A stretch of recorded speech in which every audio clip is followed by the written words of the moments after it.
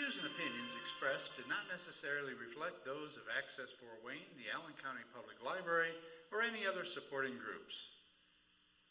If you'd like to produce a show, call us at 260-421-1250.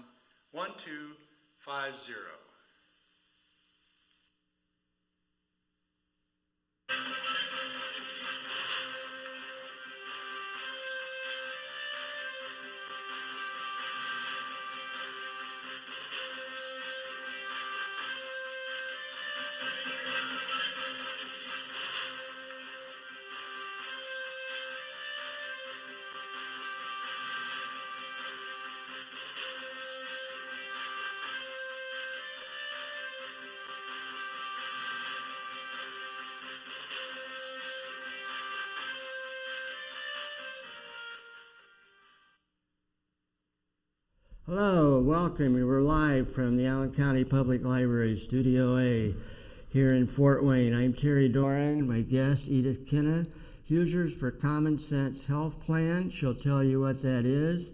Bill White is a retired healthcare worker, both really good friends. Proud to have you on the show today. And we're talking about Medicare's 50th birthday. Medicare was put into law 50 years ago on July 30th, 2 days from now, and so much better. Seniors reduced poverty by 75%. Most seniors have health care thanks to Medicare, but Medicare is only for people 65 and over. America needs Medicare for everybody. And that's one of the themes of tonight's show. There are people who actually want to get rid of Medicare, and we will talk about them as well. And we're going to begin with a riveting interview with one of Medicare's staunchest champions, Wendell Potter. Mr. Potter was an executive. He was a spinner of BS, basically. To enhance the profits of healthcare companies, which is a great problem in the United States with the salaries these people make.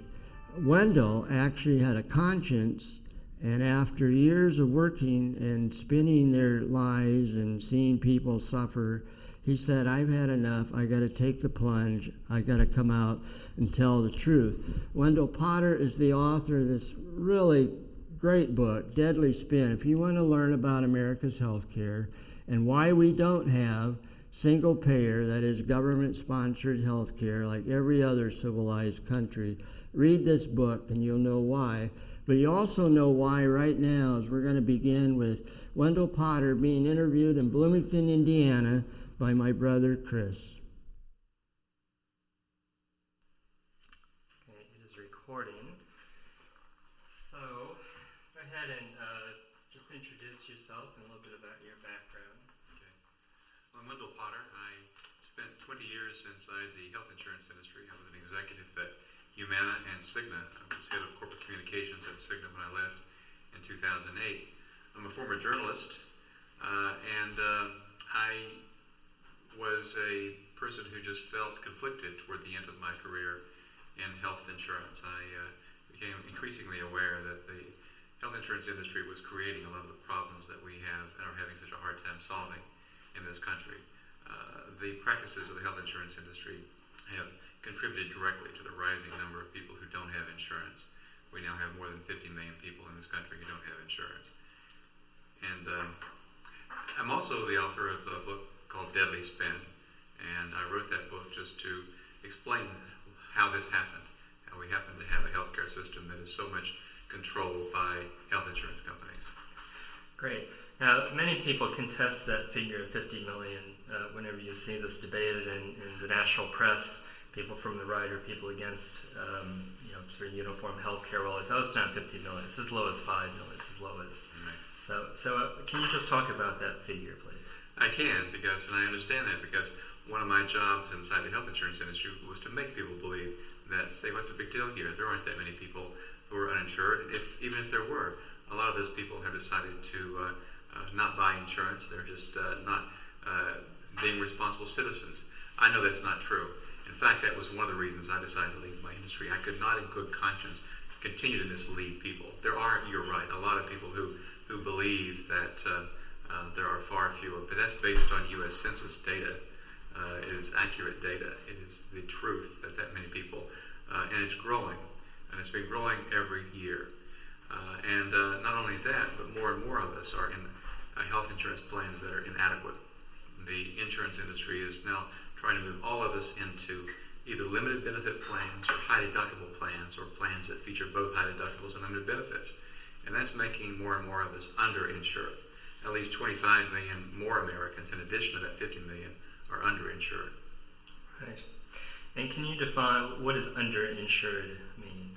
Underinsured means that you pay your premiums, you think you've got insurance coverage that's going to be there when you need it, but often when you do get sick and if you do get injured, you will find that you have to pay a lot of money out of your own pocket before your insurance company will pay a dime, or you're not covered at all. And a lot of these limited benefit plans don't cover hospitalization, for example. Many people don't understand this, that a lot of the plans that they're paying really good money for is nothing more than junk insurance. The insurance companies are profiting. 2010 was one of their most profitable years ever, and it's partly because they've been shifting more and more of us into these junk plans and high deductible plans.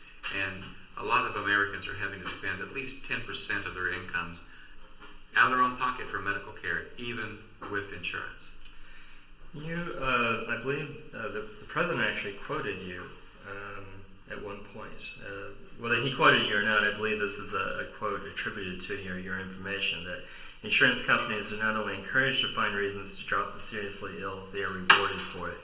Well, how are they rewarded, and what are the mechanisms that they use for people who actually have plans, but then they just basically don't pay what they should pay?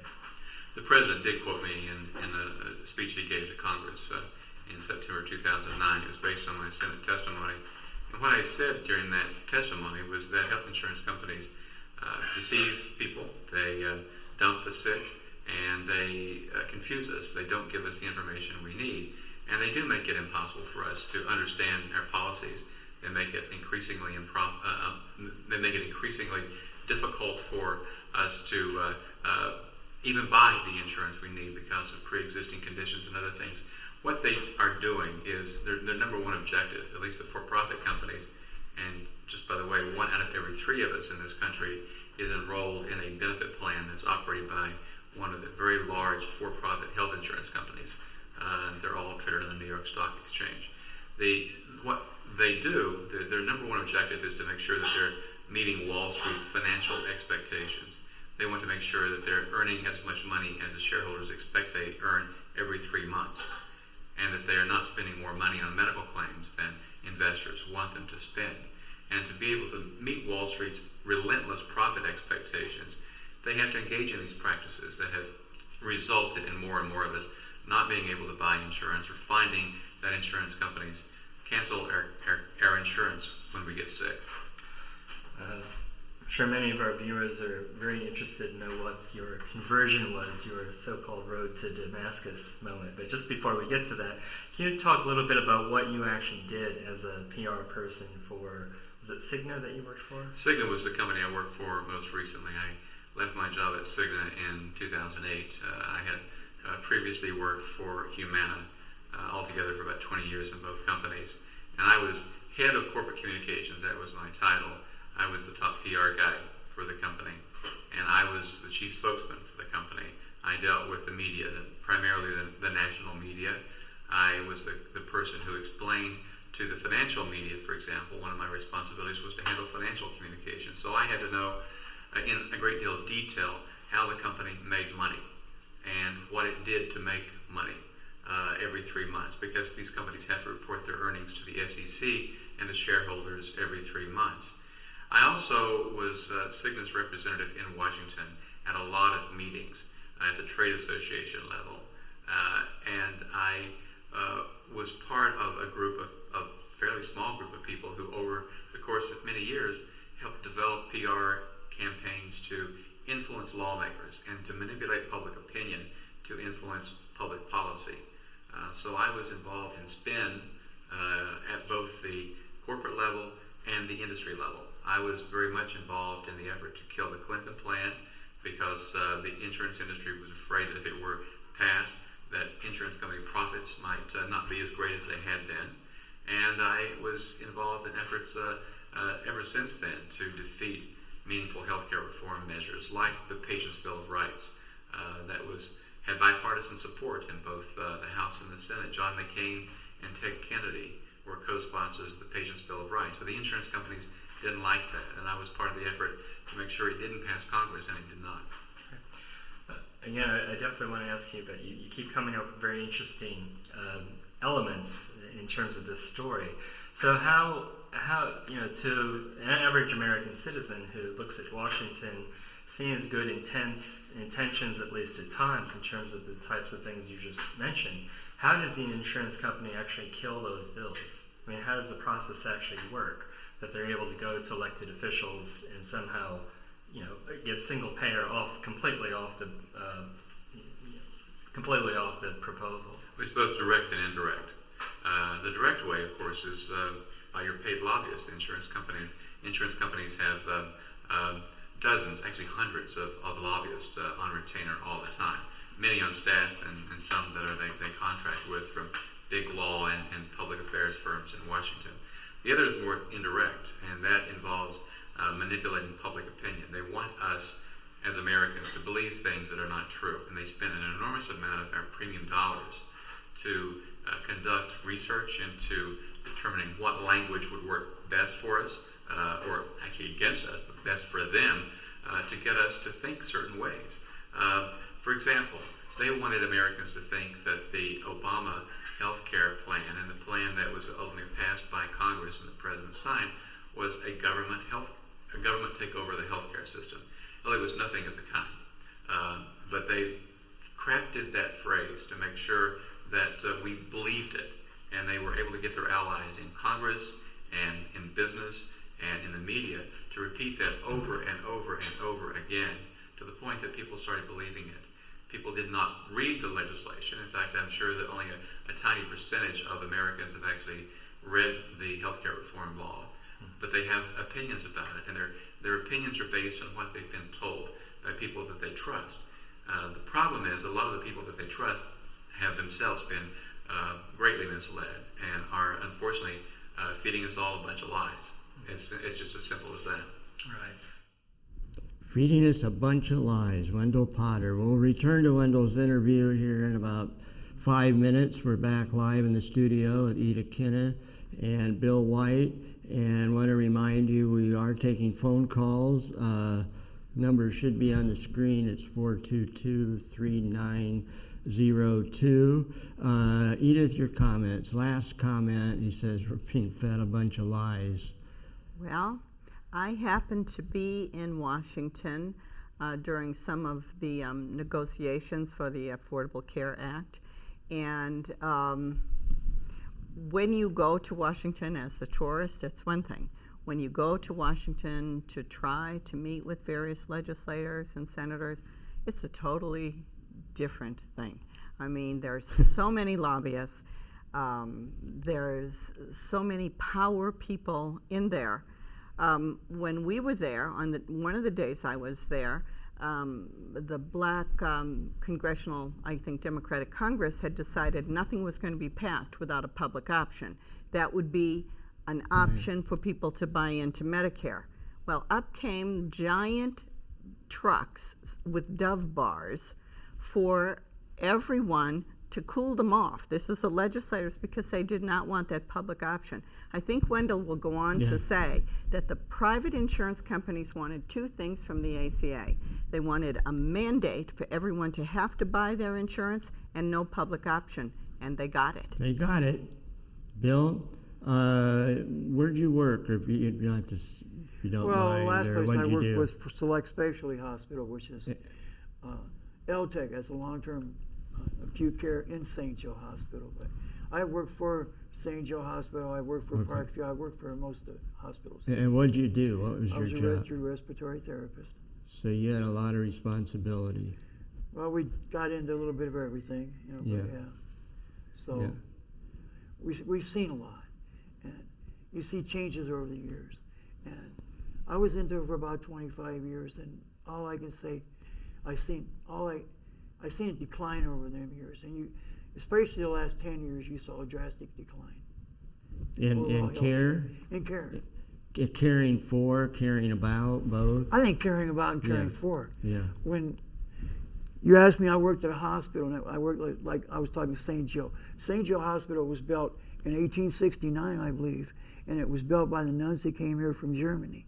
And it was built with a purpose and had an intent. The intent was to help people and give people health care. Now it's it's part of a multi-corporation.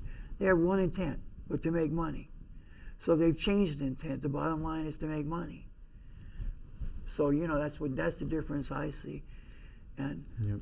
when we talk about it on the insurance side, you also have to understand that there's contractors, all kinds of stuff going in on the medical side, medical supply. Everybody's in there to make money off of it. There's nobody in there to take care of the patients anymore, and very few people represent them. What a sad statement about our healthcare system. Wendell says best healthcare system in the world, nonsense. He'll talk about that too, about why Americans believe this. And well, we'll continue then. If you want to say anything else. I think one thing, and Bill brought it up, when you are talking about for-profit healthcare, for-profit insurance companies, and for-profit pharmaceutical companies that are on the New York Stock Exchange, they are there to make money. They actually do not have a product. The insurance companies themselves do not provide care for you. They are brokers of care. So they are the middlemen. And so when we're talking about for-profit, the way to make money is to raise premiums, co-insurance, co-pays, eliminate the sick, and to cut benefits and not cover. Try to pay as little as possible. That is how they make money. So when we have the best healthcare, when you say that, think about it. They make money by saying to you, Bill, and to you, Terry, no, this is experimental, or here's a procedure that costs $50,000, we're paying $2,000. The rest goes, that is cost sharing, and that is what is happening. For-profit means making a profit by denying care, and I think Wendell will go into this. Okay, we'll go back to Wendell. Most of you probably aware of Jeb Bush, brother of George W. Bush, the sons of George W.H. Bush, the grandsons of Bush that helped the Nazis. What kind of country has these? My point about Medicare is Jeb Bush just the other day said we have to figure out a way to phase out Medicare. Who would say such a thing, and who would vote for somebody like that? Now, Wendell's going to talk in general. This interview was done several years ago, so he's not going to mention Jeb Bush's phase out Medicare. But Wendell Potter, back to Wendell. Why did you leave the industry? Not only leave the industry, but become an advocate for reform. I left my job in May of 2008.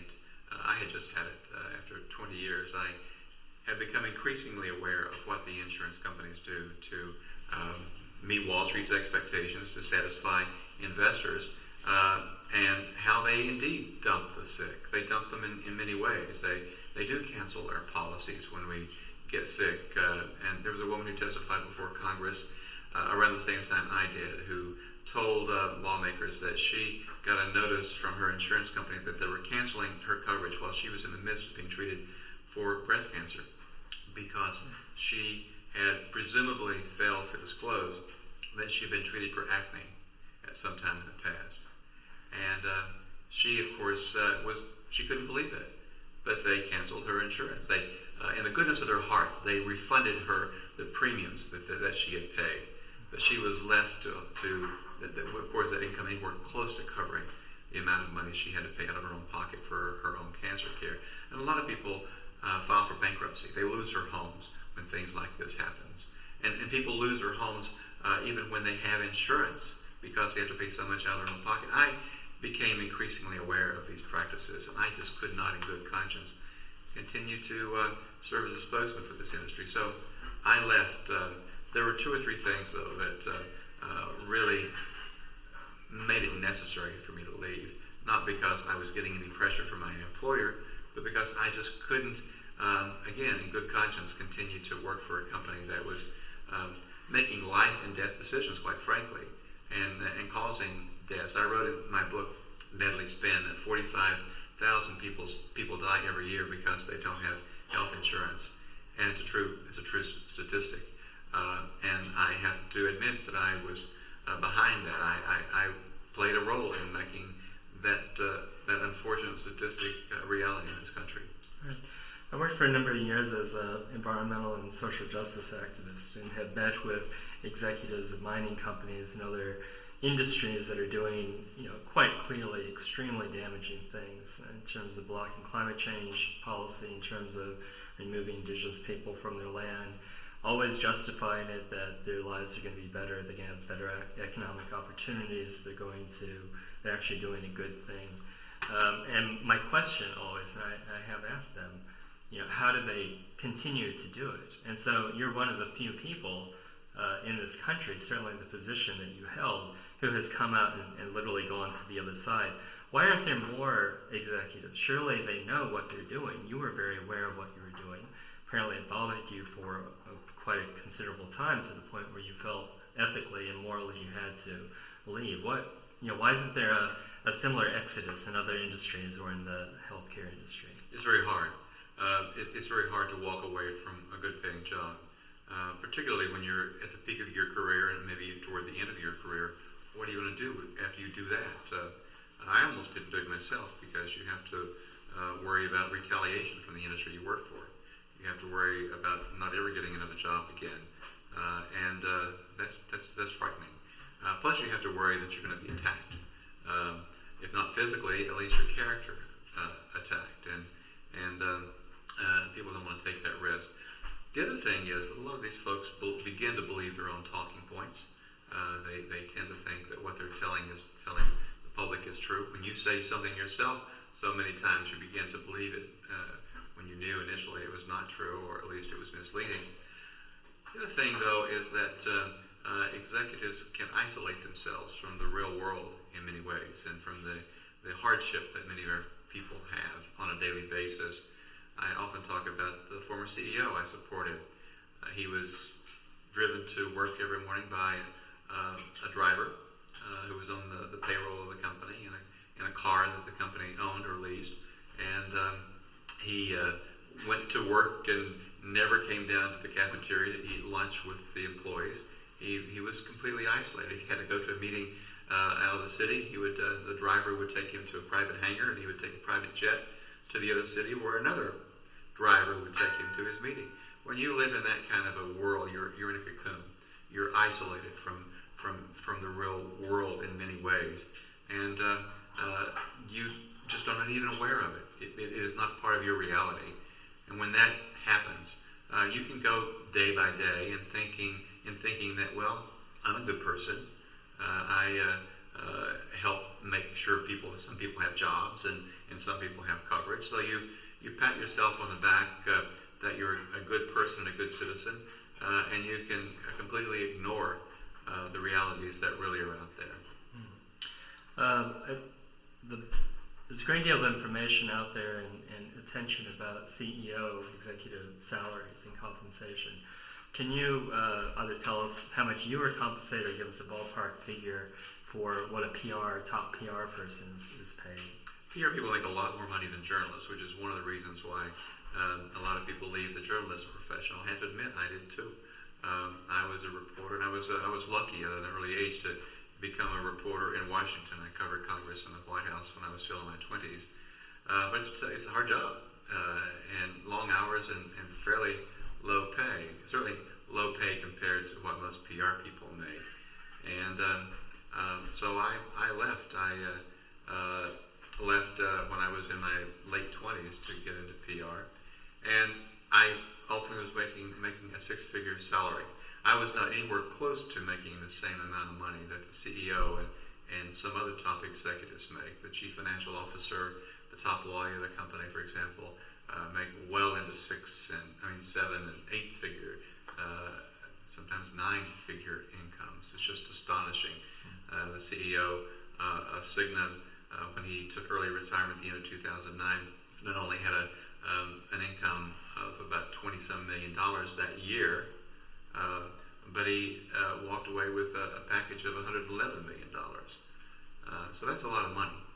Wow, that is a lot. It's a lot more money than most journalists make, I'll tell you that. Yeah, it's a lot more money than most people make, certainly in America. I have lived in Australia for the last several years, and I have Australian citizenship. In Australia, it would be a national scandal if one person lost their house due to not being able to afford their health care bills. What is it about America or why is it that we don't have, as the only industrialized country in the world, the only country that doesn't have national health care? And we've heard some of the ploys that the industry actually pursues. But there also seems to be some cultural issues when you have Tea Party people and other Americans actually protesting against the government providing, however you want to put it, expansion of Medicare, single payer, but government provided or facilitated health care. There are a lot of Americans who are made to fear government, and it's been going on for many, many years. And that fear-mongering has been led by the special interest who stand to lose if there are more government regulations, for example. And that's one of the reasons. All these campaigns that I'm talking about that have been led by the insurance industry, but every other special interest in this country that is resisting or is afraid of additional regulation will begin to make us fear through new fear-mongering campaigns, greater involvement of government in our lives. And they will try to make us believe that the fewer regulations, the better it is for us, when in reality it is just not the case in almost all cases. And Americans think that everything we have is better than anybody else has around the world. So how can our system not be the best? How can Australians, how can the Canadians and the folks in Japan and Europe possibly have a health care system that's better than us? So we have this mindset, and the special interests know this, and they know how to work us. They know how to get us to think certain things and act in certain ways, and vote against our own vote against our own self-interest. Yeah, and that's the really stunning thing when you see people literally voting against what they supposedly believe in or want to have happen, etc. That's true. Yeah. So, what is your opinion or view of the recent legislation that was passed at the federal level? I felt it was necessary to get it passed. It fell far short of what I think it should have been, and I know it fell far short of what advocates of reform thought was achievable.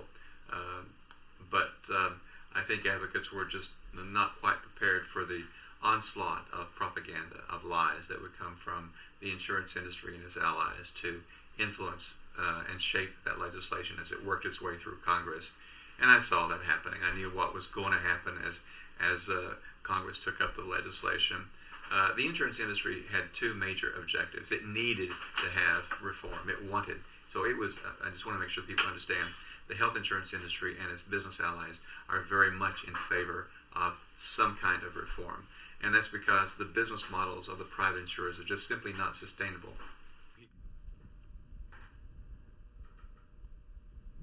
Hello, watching Theater for Ideas program on healthcare, inspired by Medicare's 50th birthday. Edith Kenna, Bill White. You're watching an interview taped several years ago with Wendell Potter, author of Deadly Spin. The last segment we'll show here after 4 or 5 minutes. Wendell's going to tell us what we can do to make things better. The last break I was talking about people that actually want to stop Medicare, the Cook brothers after Social Security. Chris, my brother, asked Mr. Potter, what is it about America? What is it? Bill, you told me that they would actually send people home because they couldn't pay, so get them out of here. And Well, yeah, I've seen that. I've seen that different places, like when I worked in the LTEC. And LTEC is a long-term acute care unit. And what it's for is when you come out of ICU, but you can't go back to a regular hospital floor. You're too sick. So you have your own ventilators, we have our own tube feed and all that system up there. Well, you're in for so many days, you're allotted so many days. So we used to call them 31-day wonders. They want us to get them out of there within 31 days or get them ready to go to nursing home. And after 31 days, they were starting to cost them money. So they would start pushing us. They'd push everybody, the therapists, they'd push the respiratory therapists. You got to get them out of here. So a lot of times they would be sent out to facilities that weren't really prepared to deal with these people. And then you read a couple weeks later that they died. It's because they didn't really have the care that they should have. And people think that that's not common right here in Fort Wayne, but I hate to tell you, I've seen it. So, you know. I do want to say that I'm a product of American healthcare's skill, because I had open heart surgery, and I'm grateful. I mean, so I know there's good things. Let's just say that. There's good things. There's good doctors. There's good nurses. There's good technology. But we're talking about an overall system that leaves so many people out of it and helpless and full of fear. You know, nothing is worse than when you're sick, because you're just so afraid to even go to a doctor for fear of what's wrong with you. Then if you have, oh my gosh, how am I going to pay on top of it, then you have that added stress. And Edith, you've been through some of that with your daughter. I think that's how you got started. You want to talk briefly about that?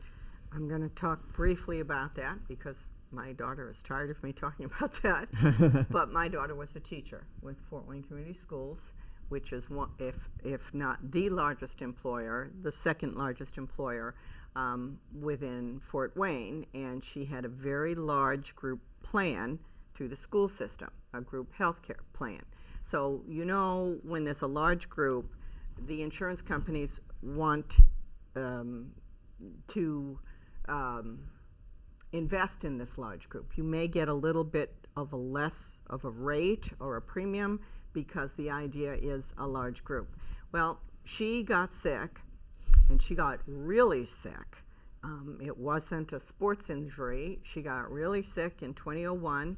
She continued to try to work. She was on a very expensive medicine because the generic medicine did not work. She was on a medication that in 2008 was an infusion. It's a biologic made from a man-made protein. It was an infusion that was billed out at $7,000 every 6 weeks. Okay. So you can imagine people want to not pay this. She became disabled in 2008 because of this medicine, and they talk about it on TV now about this, the potential hazards, and she had one, and she got a serious fungal infection disseminated throughout her body, and she was no longer able to take this medication. She eventually was on Medicare, and Terry, you were wrong there, and you wouldn't know this as not being a social worker. It is not just the elderly, 65 and older, that are on Medicare. If you are disabled for 2 years, you then may apply for Medicare. Okay. However, so finally, after 2 years of us trying to do it, yes, but 2 years. So she was doing okay for a while, and then again this year, she's very sick. And so she asked to be placed back on this medicine that they took her off in 2008. And it's a quality of life issue. It's a serious thing to take this medicine. However, now this medicine, since 2008 to now, is billing out, hold on to your hat, every 6 weeks at $32,000. And since now we'll talk about, Wendell's going to talk about this cost sharing, cost shifting onto the client, okay, onto the patient. She pays $900 every 6 weeks. That's her co-insurance, okay? Who has $900 every 6 weeks, especially if you're disabled? So the idea is you are marginalized because you get no profit, okay? And so Medicare covers part of it because it's an infusion, but this is the drug itself that is costing all this money. So When you talk about people being marginalized, you know, when she first got sick, I said, oh, thank goodness she has private health insurance. I don't think that now. When I turned 65, I was still covered by my employer's group plan, but thought if I'm going to espouse Medicare for all, something that's a health care that's accessible, affordable, equitable, and of quality, I better sign up for Medicare. And I did. That was a very good decision on my part because it's portable. You can take it any place. When you have 24-hour access to Medicare, it is not cheap. It is not cheap. But when you talk to someone on the phone that is a Medicare representative, they are not trying to sell you anything. They are not trying to short you anything. They're actually trying to help you access the care. So I think Wendell's right when you keep hearing the same thing over and over and over again. Over and over and over again, government health care, government health care. We are the only nation in the world where people wear flag pins in their lapels and hate their government. Why do we hate our government? The democracy is what is supposed to make us exceptional, but we hate the government. So, you know, I'm very grateful that my daughter is on Medicare, and I'm very happy that I'm an old lady and could sign up on Medicare because it is good health coverage. It's so good that during the Affordable Care Act passage, the private insurers did not want a public option because, God forbid, they should have to compete with Medicare that was portable, had no pre-existing conditions, was effective, efficient, is the standard for all health care. They didn't want to compete against a real competitor. So much for capitalism. Well, I'll just say that Medicare saved me. Ironically, when Mr. Potter was in Bloomington, I was invited to interview him. I had a stroke. I was in a local hospital with great care again. And so that's why I wasn't able to interview him, but I doubt if I'd done as good a job as my brother. Anyway, so we're going to return to Mr. Potter, the last segment of the interview, and then we're going to come back live and we'll take phone calls. Wendell Potter. Cost of healthcare from them to citizens, to regular folks, and expect that people will continue to be able to buy their product unless they're forced to. So one of the major provisions in this legislation is a requirement that we all have to buy insurance. That was their top objective. And the second objective was to make sure there was no public option in the bill. And the public option would have been a government-operated health insurance plan. It would not have been an entitlement program by any means. We would have been able to pay premiums to this plan just as we do to private insurers. But they were able to persuade enough members of Congress or enough members of the Senate that this was a government takeover, that it was stripped out. And they made the American public fear the public option as well. So they got job one and job two done. Job two was to strip out the public option. So they needed that. But the bill also contains a lot of good things for consumers. It makes a lot of their most egregious practices illegal that should have been made illegal a long time ago. And that's regrettably what this new Congress is going to be trying to do, and that is to strip out the consumer protections, because that's what the insurance companies want them to do. Relative to the new members of Congress, the Tea Party element, how do they justify that? I mean, how do they justify trying to eliminate those provisions that will actually, clearly, we're not talking about forcing single payer onto the American people. We're just talking about the worst provisions associated with, as I understand it, for example, prior conditions, prior existing conditions, things like that. Yeah. What they will try to do is to make us believe that the consumer protections and the additional regulations will make our insurance more expensive. So that's the card they're going to play. And we can expect a huge campaign around that. And we just need to brace ourselves for it, because the Republican lawmakers in particular who will be behind this, and the insurance industry, which will be behind the scenes pulling the strings and providing the money to finance a misinformation campaign or disinformation campaign, will make us worry. They'll make us fear these consumer protections which are in our best interest by lying to us and telling us that if they are not changed, if they're not repealed, then our insurance premiums will go sky high. It's not true. But if they are not repealed, then the insurance companies won't be able to make as much money as Wall Street will demand next quarter and the quarter after that and the quarter after that. In Australia, because there's single-payer national health care, private insurance is much cheaper. I mean, you get very good private health care cover for as low as $20 a month. So this argument, again, you just want to beat your head against a brick wall about the way they use this argument about increasing costs, etc. The costs are already so prohibitively high in America that it's,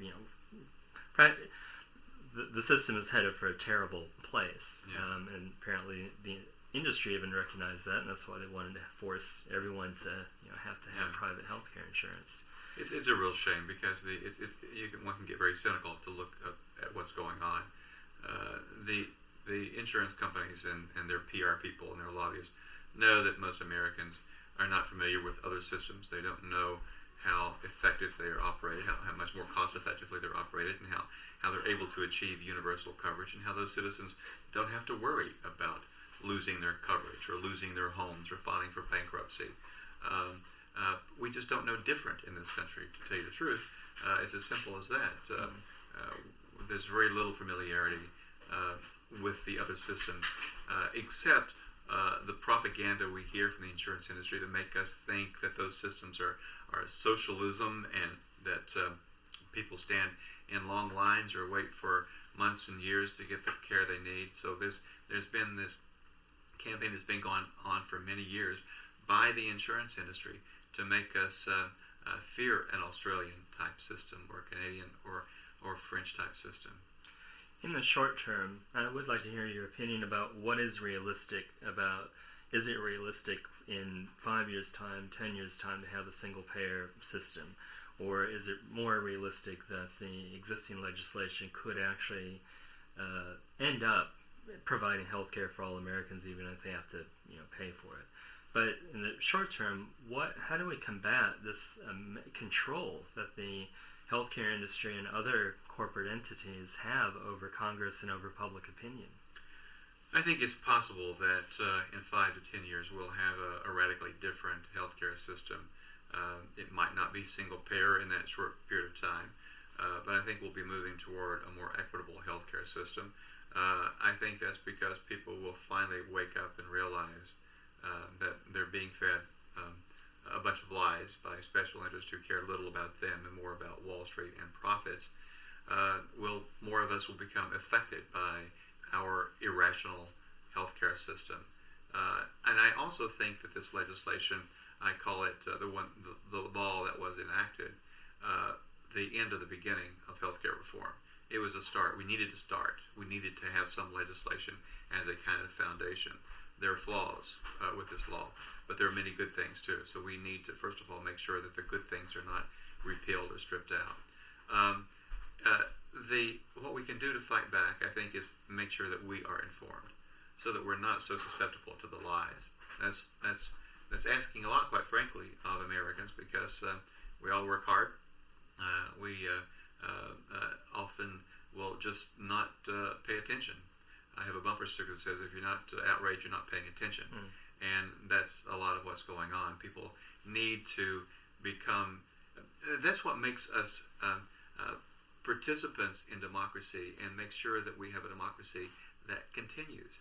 If we don't stay informed and understand the truth and have places to go to get the truth, then my worry is that our democracy is not going to last very long. In fact, one of what I'm trying to do is to actually restore democracy, because in many ways we have a plutocracy already in this country. We have a system in which our government is controlled by the big moneyed special interest, and we're just led to believe that we have a democracy. Yes. Has there been any repercussions to you leaving the industry? I mean, I assume some financial repercussions. There have been, financial. I don't make nearly as much money as I was when I was an executive in the insurance industry, but the repercussions have been positive. I fear the worst, and I think that's why most people don't do this, because we're fear-based people. That's why the fear-mongering campaigns are so effective. We're afraid to take a risk, and this was the ultimate risk for me.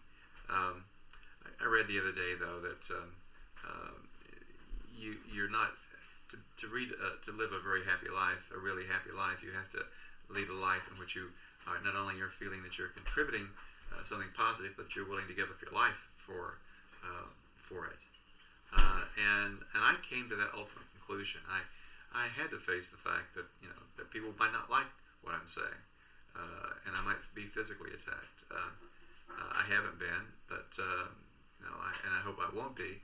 But you have to come to terms with the fact that something, a worst case scenario could indeed happen. But I couldn't, in good conscience, not do what I ultimately decided to do. I wish more people could get to that point, but I realize why it's so hard. Yeah, it's particularly difficult because so many people are, and you obviously had a relatively high income. People can have high incomes, but also have high levels of debt, high levels of other means that they don't feel they can, actually leave a job. There are things, again, having lived in Australia, and the provisions, government provisions to protect people are just so much more substantial. I just found out, and it might sound like a stupid thing to say, but yeah, I just found out that if you get fired from your job in America, you can't get unemployment. Which That's it just seems, so you can be, and without cause, you can be fired for no reason to do with anything you did that was wrong, and then you can't get the unemployment that you've been paying your own money into, or on the employer's behalf. So do you see hope? Do you have hope? And what, if you have or do have hope, why? Well, I'm a hopeful, optimistic person, and I think that we can do better. I think as a society, in many ways, we're a much better society than our society was 20, 40, certainly 50 years ago. I mean, look at the enormous changes in our society that I think are positive. In my lifetime, I've seen changes in civil rights. It's just been a remarkable change. And I think in many ways, our fight for a more equitable healthcare system is the civil rights movement of our era, and I think that that we will succeed. I think that more and more people will eventually come to understand that we've got a fundamental problem with our health insurance system, our health care system, that can be fixed and must be fixed. Is there anything else you'd like to add? I would just like to add that people, just to reiterate, people really need to get engaged. They need to stay informed. They need to be skeptical, quite frankly, as well, to be aware of the presence of spin in their lives that is constant, and to stay informed and be engaged citizens in our government, and also just to make sure that we are communicating with members of Congress, not just voting. That our responsibility doesn't end there, but to communicate what we think is the right thing, and making sure that people in elected positions understand that, and just be active citizens. Great.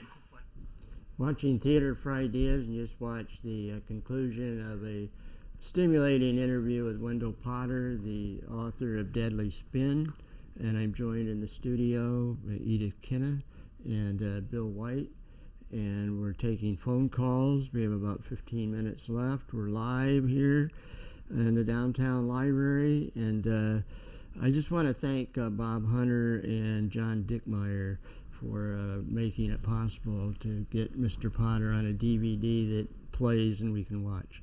Do we have, what? I'm getting some motion on what it is. Anyway, what would you guys like to say? Mr. Potter said be engaged, take action, learn, discuss, be informed. How do we get people informed? I mean, that's what people really don't know.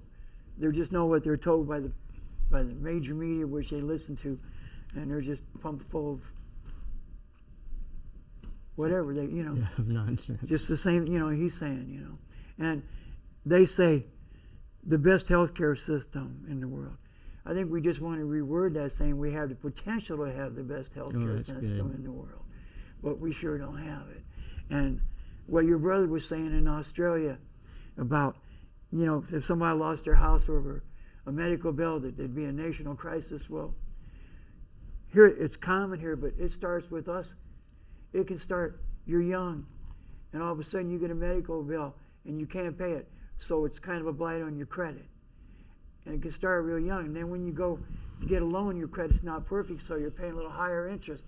So it's all going the same money system. It's just, it can get on you. Healthcare bills can get on you when you're real young if you don't have any insurance, and they can be hard to pay back. And it took me a lot of years to get mine straightened out. Then I finally got them straightened out and got sick again. But I don't know. It's just kind of. Well, I think you said either 3/4 of foreclosures are caused by not being able to pay medical bills, and then you can't pay your house bill. Well, I think there is a high percentage of people who had private insurance when they got sick. So that is not a protection from bankruptcy, because you can't pay your part of your health insurance. Okay, you can't, because it's too high. As I said with my daughter's medication, who can pay this? And you know, I think what we're seeing from the ACA or Obamacare, and I think there are some pluses. The end of pre-existing conditions, the fact that young people 26 can stay on their parents' policies. But we're seeing now exactly what the health insurance companies and pharmaceuticals wanted, even with Medicare D. Their model was unsustainable because it was too expensive. We are now seeing from Obamacare rivers of green taxpayer dollars going to private insurance companies and pharmaceutical companies. When we are talking about people receiving government subsidies to purchase health insurance, those subsidies are not going to you or to the citizen. They are going to buffer up the insurance companies. Now in the last month, we've seen, I guess it's called, I don't know what it is called. It is called the consolidation or corporatization. We may have single payer, but it'll be one big health insurance company. We just had a couple of weeks ago, Aetna buying Humana for, I think that was $36 million. I think we just this week had Anthem by Cigna.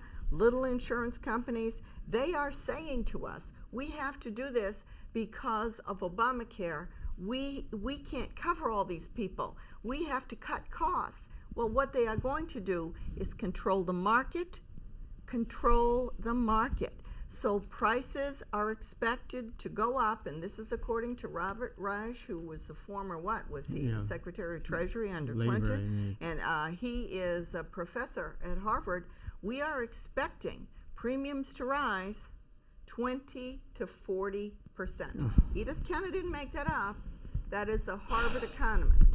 So all the premiums on Obamacare for middle-class people are already going up because, hey, we got to cover all these people. You made us do it. Liz Fowler, former vice president of Anthem, was integral in writing the legislation for the ACA. So how do you get informed? I suppose I wouldn't have been informed unless I had to be informed. It's very difficult. It's very confusing. When I saved every piece of paper from every receipt from my daughter. I probably have 14 to 15 banker boxes full of evidence of benefits. This is a complicated system. My last word on this about democracy, my favorite quote: for true patriots, people who like and love America, for those people like me to be silent is dangerous. I have nothing to gain here. I'm a social worker. I don't want people to not have health care when they are sick. The best thing we can do is expand Medicare for everyone and get the profit out of the delivery of care. Beautifully said. Beautifully said. I guess I'll end. Unless, Bill, do you want to say something? No, she said it. Yeah, you both are great. This is in Harper's by some. Got to get her name, give her credit. Yeah, Trudy Lieberman just said about Obamacare, to echo what both of you have said, and Mr. Potter. We will be left with the system's fundamental flaw. This is just this month's issue. High costs and our inability to effectively control them. The only way to fix that is to attack the stranglehold that drug companies, insurers, hospitals, and doctors have on the machinery of healthcare in this country, a bold move that has so far frightened away almost all contenders. Now, this is like what, July 2015? Let's go back to, I don't know, mid-1940s. Mr. Truman, Harry Truman, president. I'm reading from Mr. Potter's book, Deadly Spin. He said, and Truman tried to bring a single payer, tried very, very hard. And why didn't he succeed? American Medical Association. Think of that. This association is supposed to be for our health, blocked it. Here's what Truman said. And I want to say, echoing both of my guests, I mentioned Bush and the Cook brothers. It's all of them, Democrats, Republicans. They're all in on this. They all take the money. And here's what Truman said. I have had some stormy times as president and have engaged in some vigorous controversies. Democracy thrives on debate and political differences. But I had no patience with the reactionary, selfish people and politicians who fought year after year every proposal we made to improve the people's health. And nothing, ladies and gentlemen, has changed. And Bill said people need to be informed. Hey, we haven't had one phone call on this show. I have very little faith in the American people, frankly. And I think we're all to blame. Not just these terrible devils that rule us, but that we vote for them. People go in and actually vote for these people. So on that, let me end on a beautiful, sad note. In this very studio a year ago, Edith and I, and Bill too, paid tribute to a friend, Dave Lambert, who died on July 20th, 2014.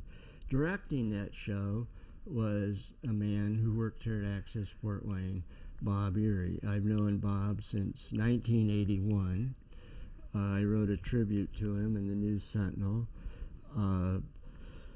Bob had a great influence on me, directed so many shows.